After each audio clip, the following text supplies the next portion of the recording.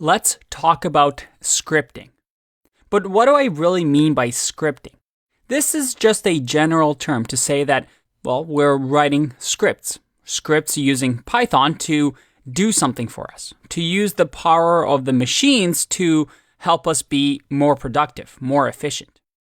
So this section is all about making our lives easier, understanding what the power of Python is, what we've learned up until now, and how we can use it to make our lives easier.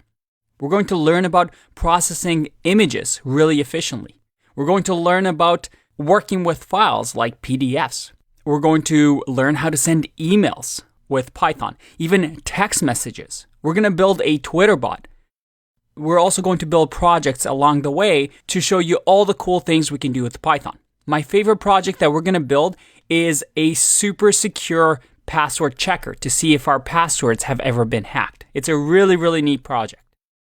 But the idea here is that with Python, using all these libraries and modules that have been built by the Python community, we can do so much. So it's going to be a really exciting section, and it's going to open up a whole world of possibilities. I'm only going to scratch the surface, but I guarantee you, by the end of it, you're going to be really, really excited and truly understand the power of Python. Let's get started.